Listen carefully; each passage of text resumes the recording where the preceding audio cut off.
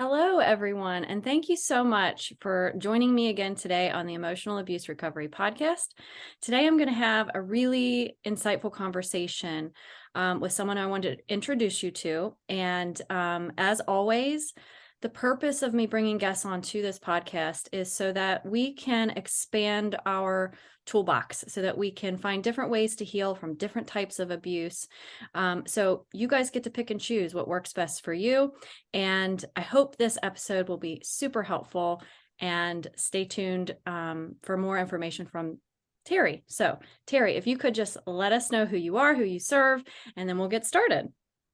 I'm Terri Kozlowski. I'm a Native American, and I have gone through lots of childhood trauma, including abandonment and sexual trauma, all because of my mother. So this was family-oriented versus other-oriented, as well as the fact that through my recovery journey, I have learned and discovered different things about myself that allowed me to grow and expand, and then to help others. So I wrote a book called Transcending Fear, which is my recovery journey, in hopes that other people can see a similarity and use the tools that I use that may be able to help them along the way. And I specifically tend to serve women who've had some sort of sexual or childhood trauma, and they have a lot of limiting beliefs and a lot of fear, and I help them overcome those.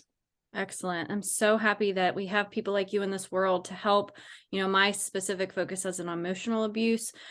So having somebody who has experienced this, who's lived through it, and who has found the tools to help themselves and now help other people is really, really nice to know. So sort of a good segue into you giving us some information about that. Like, you've told me some things, so share with my audience about sexual assault and sexual abuse. You told me some statistics. Can you go over that? The current statistics are just horribly sad, and that is 1 in every 3 children are sexually traumatized by the time they're 18 years old. Wow. And in the 80s, they were guessing at numbers where they were saying 1 in 10. But I believe what's happened is, in the 80s, this was still going on. It just wasn't reported. It wasn't talked about. And when everything happened to me and I went into therapy, they didn't know what to do with me, because it wasn't something, they didn't have programs to help children deal with any type of trauma, let alone sexual trauma. And especially when I didn't have the language. My sexual abuse occurred when I was 11 years old. I didn't know what sex was. Yeah. At 11, back in this was 1980. So that wasn't talked about until you started your period. And at that point, then you had those conversations about, sex and where babies come from and all of that. But, for me, I didn't even have the language to say what happened to me. Yeah. Yeah. And probably it's very, very, common, more common than we even realize. So I'm glad that you were able to share that statistic with us. But as you know, that it's only horrible. Yeah, it is horrible, but we don't even know if that's even accurate, because like you said, how do we know if it's actually being reported? A lot of children don't have the words to describe it, are made to feel shame about it, are afraid or are fearful, and may not come forward. So would you mind to share your story with our audience to let everybody know, how you came to this point in your life? Sure.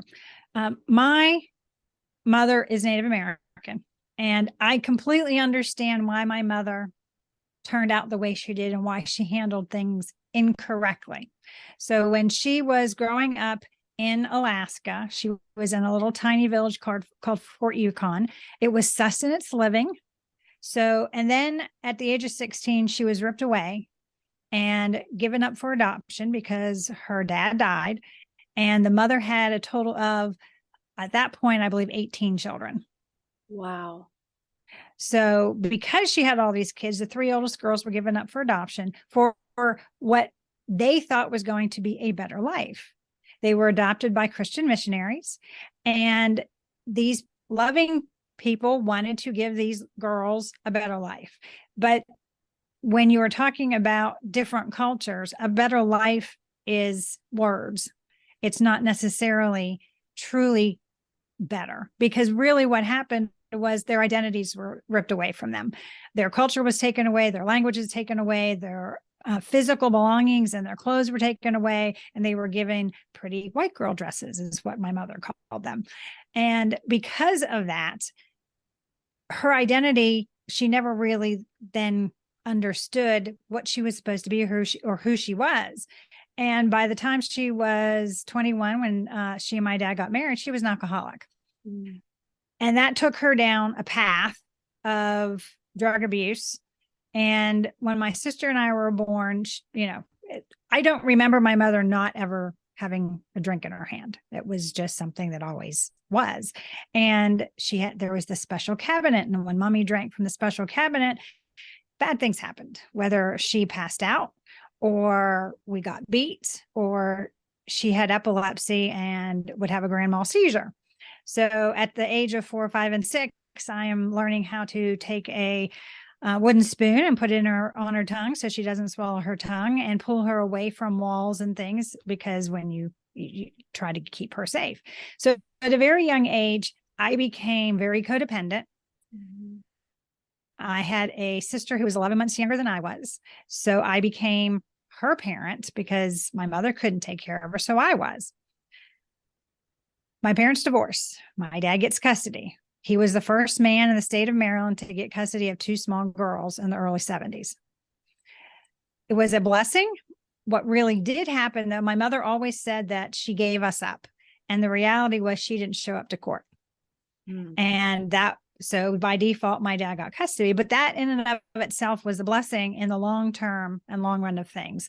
So I allowed my mother to believe that she gave us up, if that's what makes her comfortable. We didn't see my mom from the time I was 8 to 11. And at the age of 11, she asked if she could have my sister and I come out for summer break. And that she was living in New Mexico at that point. We were now living in Pennsylvania with my dad, and he agreed. So we get to New Mexico, and the first 2 weeks are fabulous. Some of the best memories I have of my mother occurred in those first 2 weeks. And then she started drinking. What we didn't know then was that my mother was now doing drugs.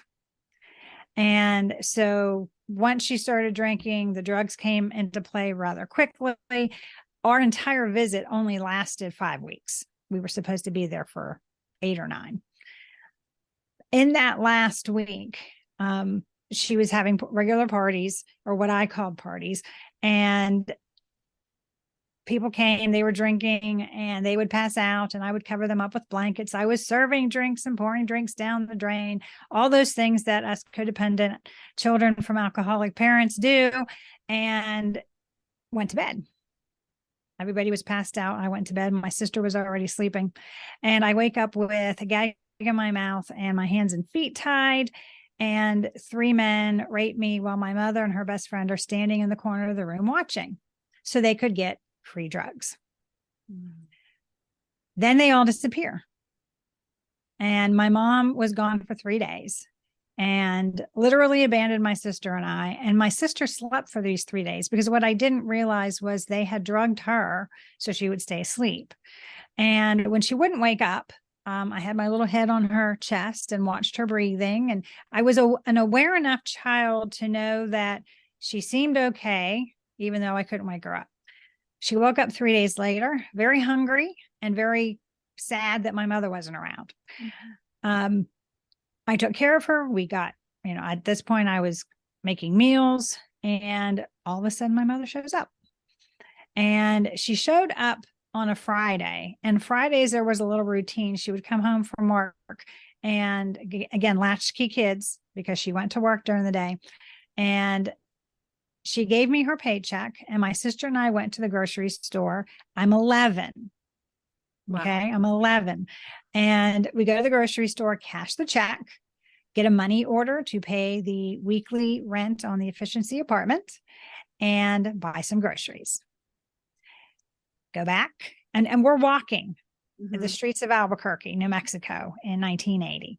Yeah. And this isn't a good part of town. And, the grocery store was about a half mile away. Okay. So I get back, my mom takes the groceries. my sister and I walk over to pay the rent. And when we get back to the front door, my mom is standing there with our suitcases on the front stoop, tells us it's time for us to leave, goes in the efficiency apartment, locks the door. I can't even, like, my heart just breaks for that version of you and your sister. So at this point, my sister gets hysterical and is crying and is banging on the door. And I am trying to figure out what to do. And the last thing my dad said to me before we went on this trip is he looked at my little chin, looked in my eyes, and said, take care of your baby sister. Mm-hmm. Now, as the oldest child, that you are always told to take care of the younger siblings, even though technically it's not your responsibility. And in a traumatic experience, what that did was, in a flash, in a snap, I went ahead and took on the fact that I was now responsible for my 10-year-old sister. And I'm trying to talk to her, which is very difficult when she's screaming, and trying to get her to understand that we need to go see the police. We need to get the police, and we need to call daddy. We need to get home. And she didn't want to go to the police, because if we went to the police, my mother would get in trouble. And here again is that codependency where the children are protecting the abusive parent. We don't go to the police. We end up going to my mother's best friend's house, which she lived right by the grocery store. And we went there, and my sister, again, is crying, is telling her mommy kicked us out. And I asked if I can use the phone to call my dad. I call my dad. I don't think I told him my mother kicked us out. What I remember telling him, you have to come home. It's time. We have to come home. And I remember my dad saying, are you safe? I said, for a little bit. Because I knew where I was. My mother's best friend was part of what happened to me. So I knew I wasn't safe, but I knew that for a little bit we could be. And my dad made the arrangements. The next day at 12 noon, we were on a flight out back to Pennsylvania. Now, my dad asked me on the phone, do you have a way to get to the airport? Because he knew my mom did not have a car. Her best friend and her friends did not have a car. And I said, yes. And I got off the phone with my dad. And the first day we arrived, my mother came with a friend named Alan, and he was a nuclear physicist of Los Alamos. And he took us, we had one of the best days with him. He took us to Sandias Peak. We went out to dinner. He took us on a lovely tour of Albuquerque, New Mexico. And as he's dropping my mother and us off at the efficiency apartment, he hands me his business card. Okay. This is 1980. I'm 11 years old. Grown men do not hand children business cards. Mm-hmm. And he hands me a business card and says, honey, if you need anything at all, you call me and I'll be here. Now, so I called Alan when I needed a ride to the airport. Yeah. And not only did he arrive early, he took us to breakfast, and he physically, hand in hand, walked us onto the airplane. And then he disappeared out of my life. Never heard from him again. I have no idea what his last name is. I know Alan was an angel and somebody that knew enough, was aware enough of my mother's situation that he knew that the potential of the two of us girls needing him was high. Yeah, imagine if he had never been there that first day, never handed you that business card, how much more difficult your journey would have been. Correct.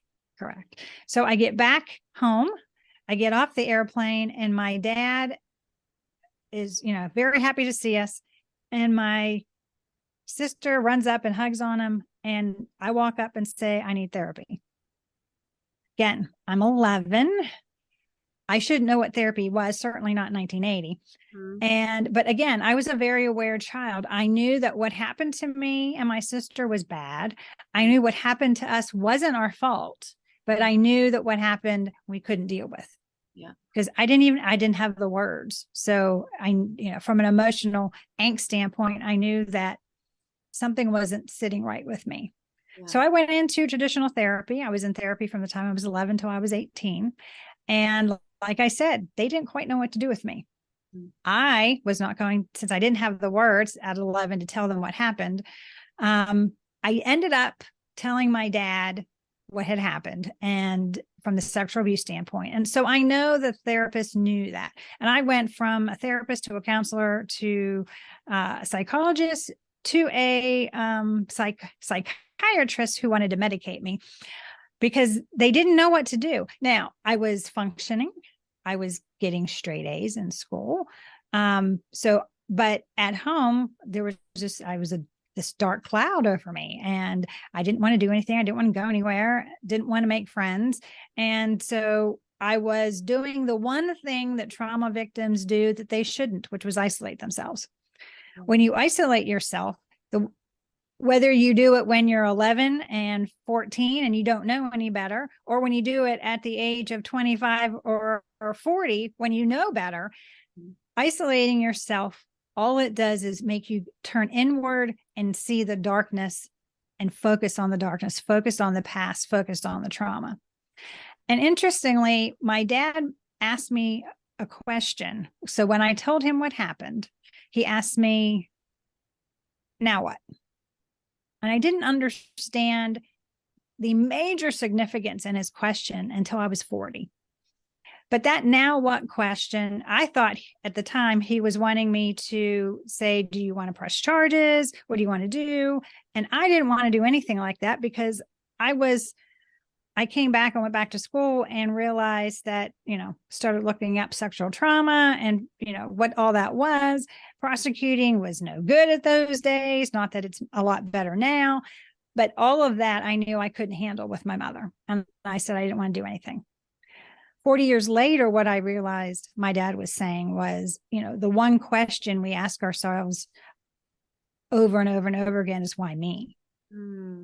Why did this happen to me? And that why me question is so bad for us because it allows the egoic mind to focus on the trauma, focus on the past, focus at the negativity, and keeps us in a depressive state. When we ask, now what? We become present. And not only do we become present, but we start looking to the future.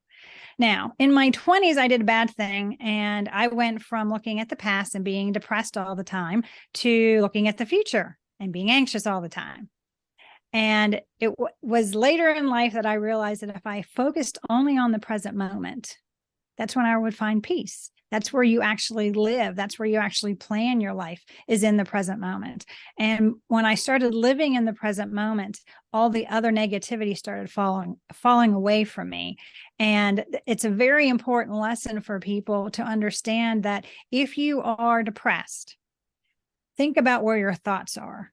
Are you looking continuously at the past? You can't change the past. There's nothing you can do about the past. So focusing there will depress you. So we need to alter where we're focusing. If you, however, are focused on the future all the time and you still have fear, because the idea is fear when you are focused on the past is depression, fear focused on the future is anxiety. But in the present moment, almost all the time, fear isn't present. Right. Because Alice and I are having a nice conversation. We're sharing tools, we're sharing stories, and we're on our healing journey together. Whereas if I'm focused on what could happen, all those coulds and shoulds, and, it can be very scary, especially for the ego. So we need to learn to stay present in the present moment. And that's one of the first tools I realized that I needed to do. Actually, it wasn't one of the first ones. It was one of the later ones. The first tool that happened was when I was 18. I was in college and I was very vocal about trauma. And what I mean by that is I didn't tell everybody I was sexually assaulted. What I would say is something bad happened to me. And because of this bad thing, I tend to react poorly in certain situations. So don't come up behind me and tap me on the shoulder. I've come around swinging before, so you don't want to do that. So I was vocal enough so that people were aware and I didn't have angst or cause harm to anybody. In college, I was told by a friend that I got something from playing the victim. And I got really angry because who are you to tell me anything about my victimhood? But because I knew he cared about me and it was done in a loving way, not in an accusatory way, I sat with it. I pondered it. and I journaled about it. And what I realized was when I tell somebody, and today, even if I tell somebody I had sexual trauma or I had trauma in my life, it shuts people down really fast because they don't know what to say. They don't know how to respond. So what it did for me was it meant that people left me alone. And again, the bad thing about that was I was isolating myself and therefore not able to move forward and learn how to make those authentic connections that I wasn't making correctly because of the trauma. So that day, two things happened. One, I decided that I was no longer a victim. I was now a survivor. And in becoming a survivor, a strange thing happened.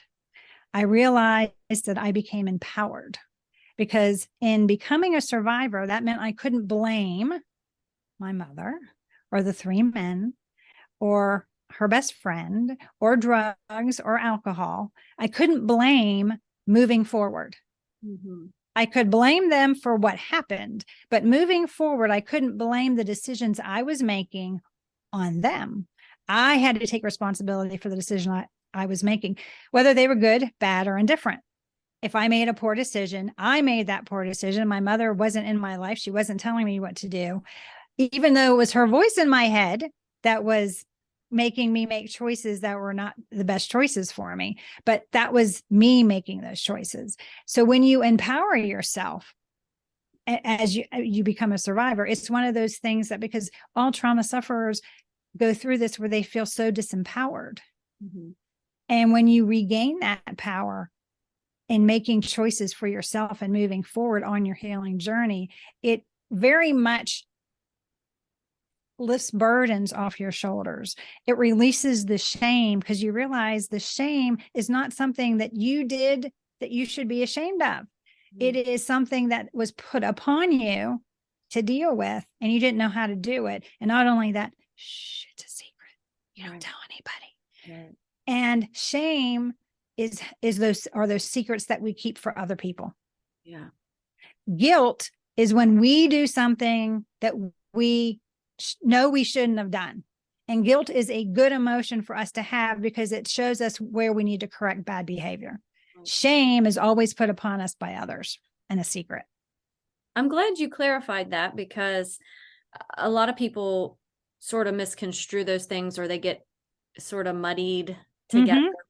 Mm-hmm. But I'm glad that you brought that up because, guilt is one of those things. Obviously, if you did something that you realize that you shouldn't have done or doesn't align with who you truly are or whatever that might be, you don't have to carry the guilt, but the guilt tells you something. It tells you something like, I don't want to do this again in the future, or I want to behave differently next time. Mm-hmm. It's just a signal. But the shame is very different because the shame is not useful in any way. Correct. And it's always put upon you by others, whether it is the people that traumatized you, or if you are in society and you have to now defend yourself. Well, were you wearing a mini skirt? How were you dressed? All those type of questions with sexual assault, when the reality is it doesn't matter how I was dressed. By the way, at being 11, it didn't matter at all. But even as an adult, it doesn't matter how I dressed. I am dressing for me. I'm not dressing for somebody else to take advantage of me. Exactly. And that's upon them. So making me feel ashamed for how I dress is, again, somebody else putting shame upon me, not me doing something wrong that I now need to correct. Wow. Well, thank you, Juan, for sharing your story. It is a super amazing, inspirational story. And I'm going to allow you to talk about that and tell people where they can get your book to find, get all the beauty out of the book. But I want to ask you about this shame and guilt for survivors of sexual abuse.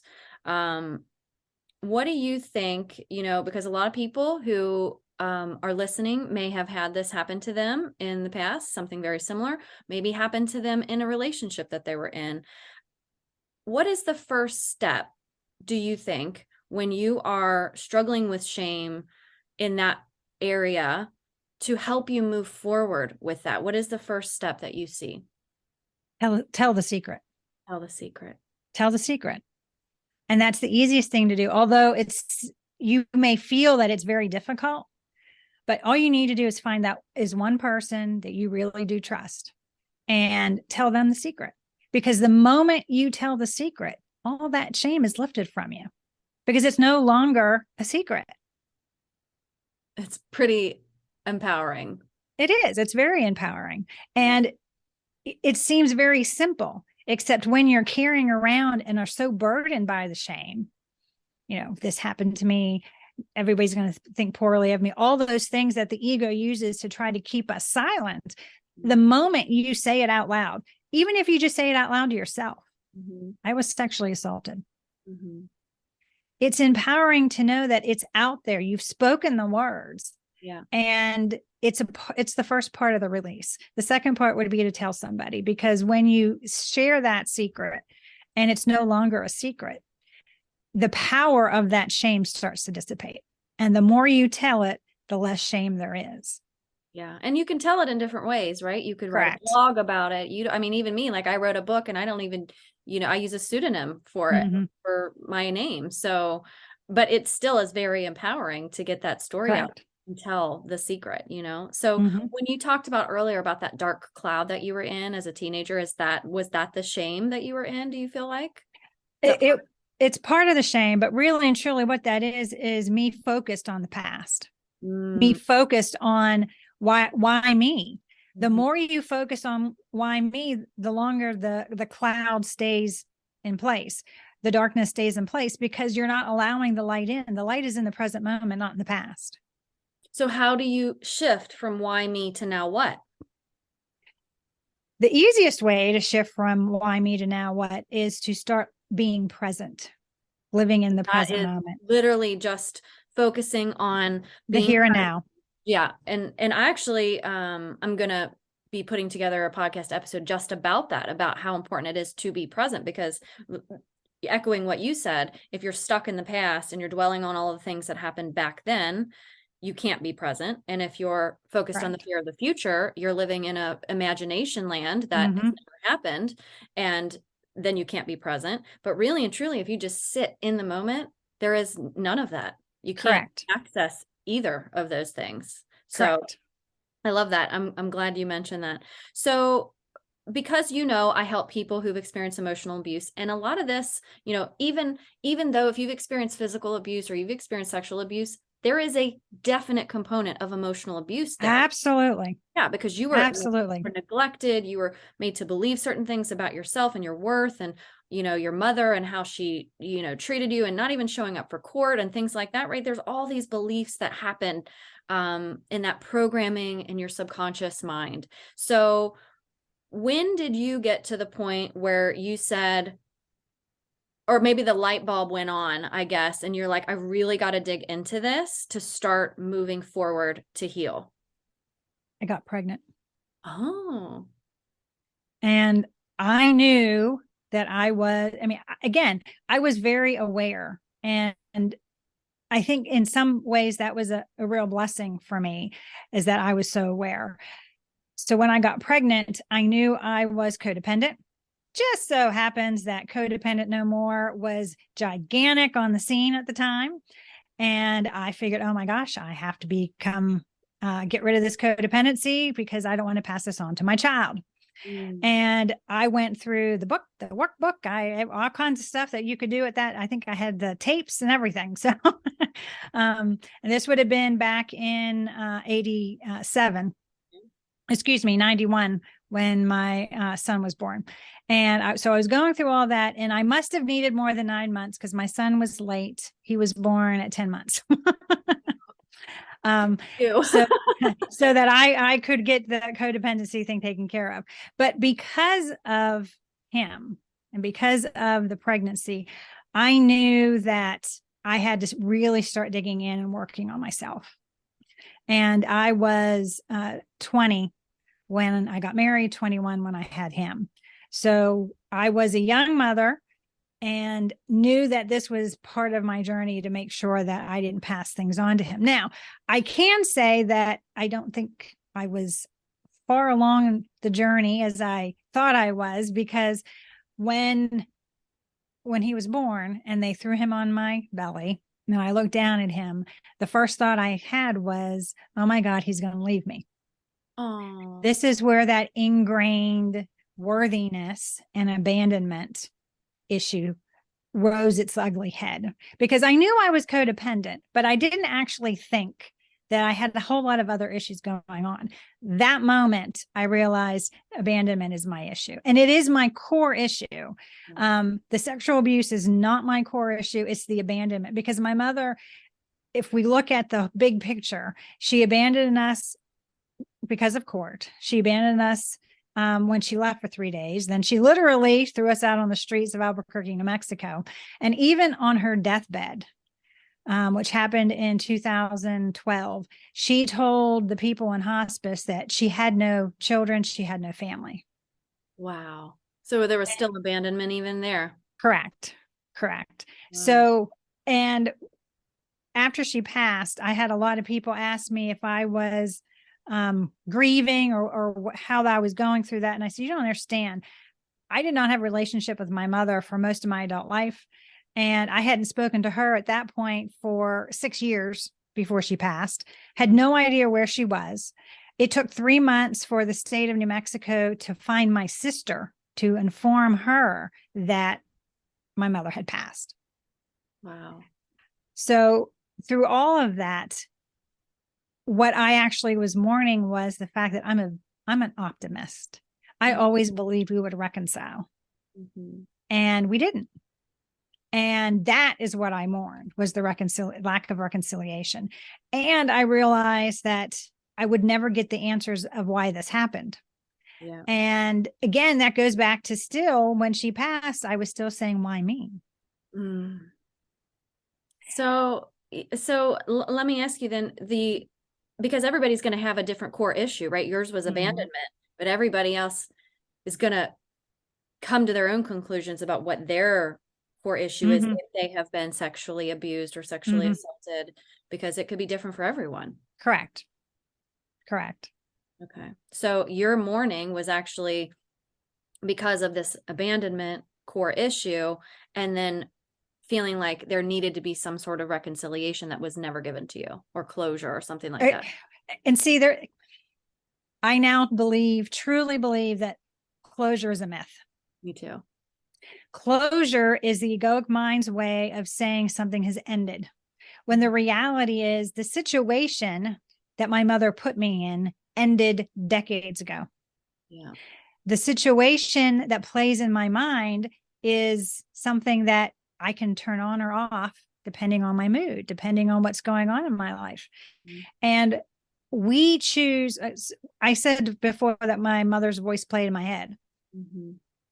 After she passed, her voice would still play in my head. And it dawned on me one day, damn it, I'm the one pushing play on that tape recorder.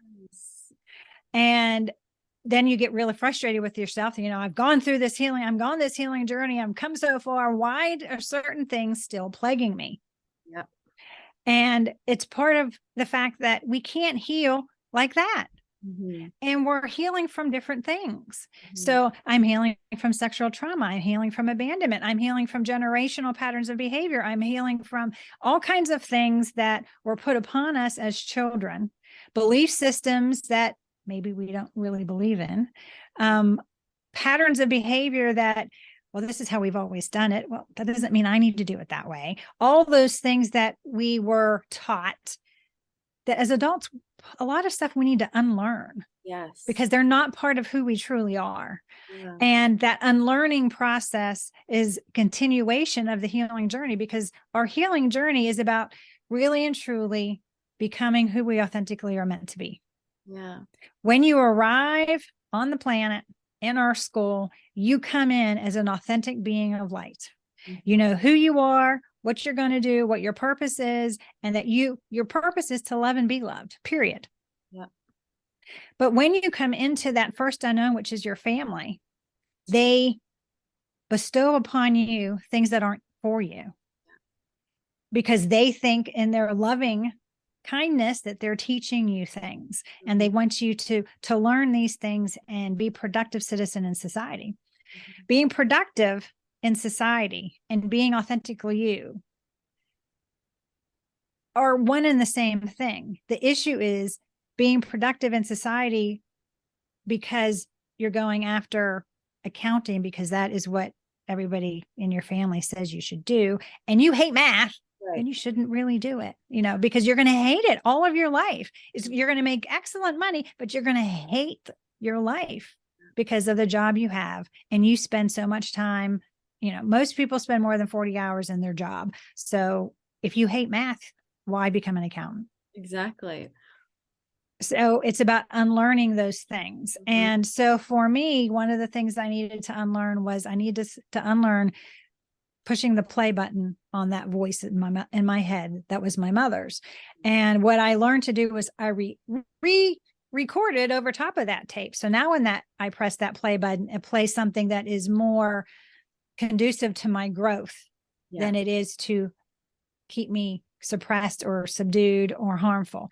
So that's called reframing. And that's one of the tools that I use to help change the mindset, because everything that has ever happened to us, even if it's really, really bad, something good came out of it. Yeah. I love that. If you look at finding the good, you can change the tapes that play in your head. Yeah. Because so an easy example is every time you see Miata, and that was your ex-boyfriend's car, and now you think of your ex-boyfriend and all the damage he did to you. Instead, remember that Miata took you on a trip to the beach one time that you had a fabulous time. So remember the beach. Every time you see a Miata, now remember the beach. Right. So you're just changing the associations. It's still a Miata, ex-boyfriend, beach, but it's a positive instead of a negative. And the more ways that we can change our mindset to be on the more positive side, when we are bombarded by the ego's constant reminders of negativity and things to avoid, we can then put a layer of positivity on it and then alter that energy flow. That's so amazing. And I love it because it really aligns with the work that I do. And the thing that really is important to note here is that first you have to be aware, because like when you said, you knew at that moment, there was a point in time where you knew, like, I'm pushing play on the tape, right? Like, she's not screaming in my ear as we speak, right? I'm pushing play on the tape. So being aware of your thoughts is so important. That's like the number one thing, because if you don't even know that you're doing it, you don't even know that you're pushing the play on the tape, how can you change the tape, right? Correct. You don't even know, you're not even aware. So, and what you said about like reframing it into a positive mind frame, I do that as well. And one thing that I have found is really helpful too is words that we use. So, you see a Miata, but when someone, like I had a client one time and she said to me, no one wants to get advice from someone who's anal and OCD, because she kept referring to herself as I have a fabulous story for that. Yeah. And so I reframed her and told her, well, what doesn't somebody want advice from someone who's analytical and detail oriented? And she was like, oh my gosh, you're right. I'm like, sometimes we just need to change the words, reframe the meaning, because they hold so much power too. So tell me your story. So I'm absolutely anal and OCD. Except I changed my languaging years ago. Yeah. And now my OCD has become, and my analness has become things that are in the job market, fabulous things, because I'm detail oriented. Yeah. And so the funny story is I was heavily involved in Tupperware back in the early 2000s. And we played the Love Show game. Oh yeah. Okay. So my husband and I are playing this game, and I come back out and they say, what's the one word your husband would describe you? And, we're in the back and we're hearing answers. And so I come out and I say anal. And my husband starts laughing hysterically because that's the exact, and he flips up the sign, anal. And everybody was shocked. And I said, I know who I am. I understand that there are things about my personality, and we have to understand our personality changes as we grow. I was very anal then. I am not anal at all now. Now I go with the flow. Whatever is, I accept what is because I'm content with my life. I'm content with who I am. And when you become content and at peace with who you are, life comes at you much more easily. And you flow, and there's peace and there's contentment and there's happiness, and you can see the glint in somebody's eye instead of all the angst that you carry inside you. All you see is the negativity around you. Yeah, that's so funny but I mean, it's a similar thing though. It's like, these words carry a certain level of meaning. And like you even said, like this helped in the workplace. Like people need people like this to do jobs and things. And so when we're beating ourselves up about things, or we're having these thoughts that go through our mind because of an association like a Miyata or whatever that might be, it's our job. We got to take responsibility to stop it and say, wait a second, is this really how I want to think about this? Is this serving me? Is this helping me reach that level of or that version of me that I want to be in the future? And we got to stop it, right? Because what happens is we just let these things happen on repeat continuously because of all the years of the programming, like you talked about, with the things that happened to you all the way through your childhood. And it's not serving us. It doesn't help us move forward. So what version of software are you on? Me personally? So for example, every 10 years, you should have a software update. Yeah. So, I stayed on version, 1.0 because my trauma happened when I was 11 until I was in my 30s. Yeah. And then only then did I get to 2.0. Right. So I'm finally where I need to be on 5.0. And it's such a great analogy, like a computer program, right? Like what version are you? Or like your iPhone, even like we upgrade our phones. How are we upgrading ourselves? And that's our responsibility. And so what I tend to do is I do like an annual self-evaluation, self-reflection, and I look at where I'm at and where I want to be, what's in the way of me getting to where I want to be, and how can I make changes in my thoughts and in my actions, and are my values aligned and things like that. Because if we're just plugging along at life, right, there may be times that we automatically upgrade certain things, but we might just be stagnant. So it's really in our responsibility to pay attention to those things, and awareness is so, so important. So what do you think, because as I said before, what is your best piece of advice for people who have suffered with sexual trauma, people who have suffered from sexual abuse, even whether it's one time, whether it's over a course chronically that it's happened?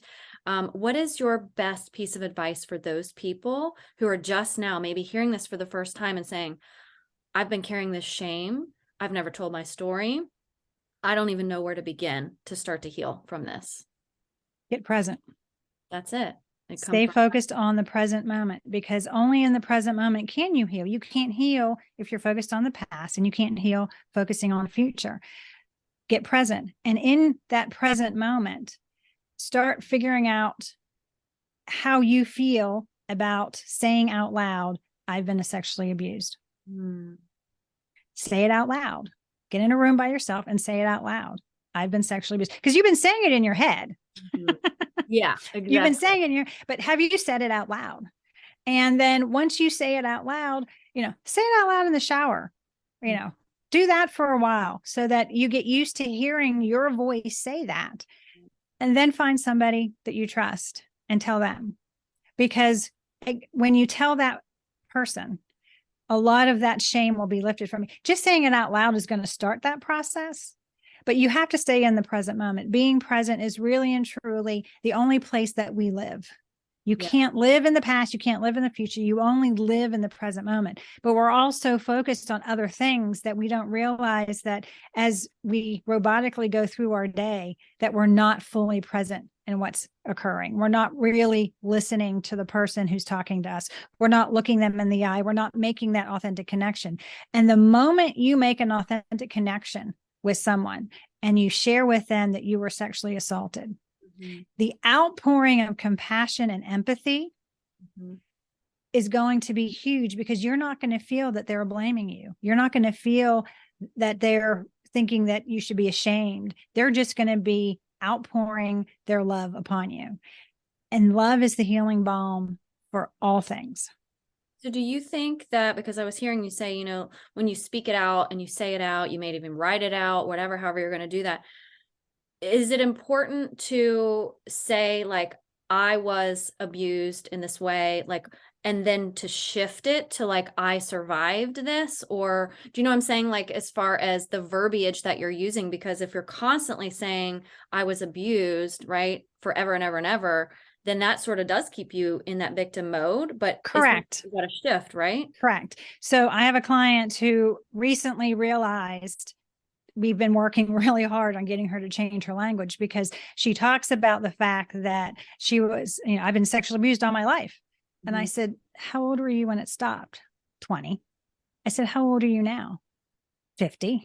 I Mhm. said, so you've had more lifetime that you had no sexual abuse than you had sexual abuse, yet you still go around saying all your life you've been sexually abused. That's the problem. Right. So she That's the has to make problem. a shift out of that Correct. at some point. Correct. Because yes, I was sexually assaulted. Thankfully, it only happened once. Mhm. But for lots of people, it's a continuous thing. And until they become either an adult Mhm. or get out of a bad relationship, because it can happen in adult relationships, until they get out of the bad relationship, you think it's always going to happen and it's going to continue. And from a brain egoic perspective, your brain is wired to make sure that you remember trauma, Mhm. because your ego's number one job is to protect you. Mhm. So it's its job to say, hey, Terri, you were sexually assaulted by 3 Hispanic men. Here comes Hispanic men walking down the street. Pay attention. Mhm. And then it's my responsibility to say to my ego, thank you, but I've had more positive experiences than negative experience with Hispanic men, and the fear dissipates. I see. But that's my responsibility to do. The Right. ego's job is exactly what it's supposed to do. And you're not going to change your ego from warning you about things that have gone wrong in your life, things Exactly. traumatic in your life have happened in your life. Yeah. It's its job.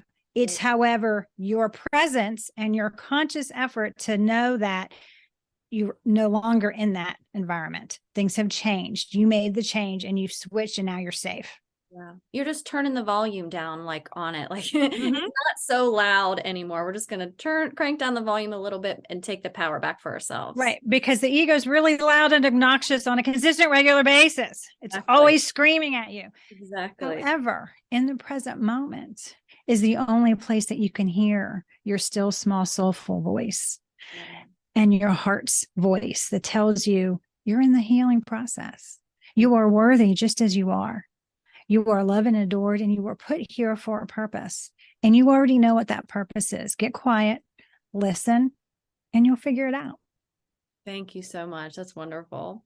So I always ask before we wrap up, what is something, I ask all my guests this, what is something about you, interesting or unique or different, that not a lot of people know about Terri? Well, I know your audience wouldn't, but certainly the audience that has read my book and listens to my podcast know this. I was a biker gang leader. Really?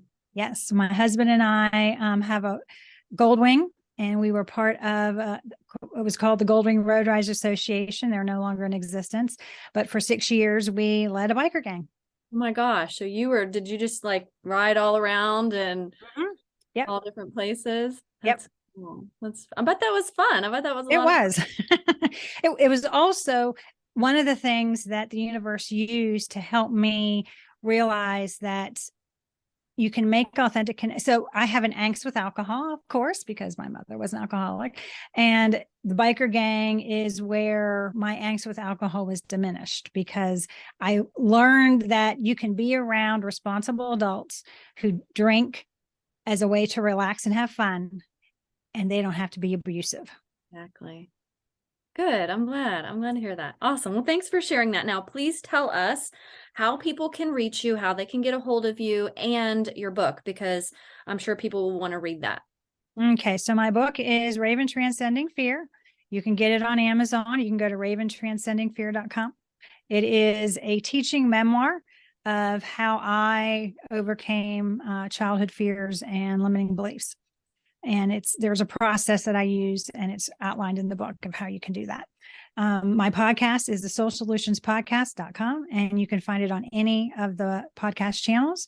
And it is a short podcast. It's 15, 20 minutes where I give you weekly tips on how to overcome fears and limiting beliefs that are actionable. So the month of March, we did trauma triggers, how to deal with stressful, emotional and trauma triggers. And April is a month about living fearlessly and ways that you can start to live fearlessly, facing risk, understanding that every day we take risks, even though we don't realize that we're taking them. Just being your authentic self is a risk in a regular basis. So we need to give ourselves credit for the small risks that we take, because it enables us to overcome and be fearless in taking the bigger steps that we want for our life. Okay, what about your social media? Where are you at? I'm everywhere on social media. I have a YouTube channel called Soul Solutions, and you can reach all of that on my website, terrikozlowski.com. Great, Terri. And I will include that in the show notes so everybody can find it very easily. Is there anything else that you wanted to share?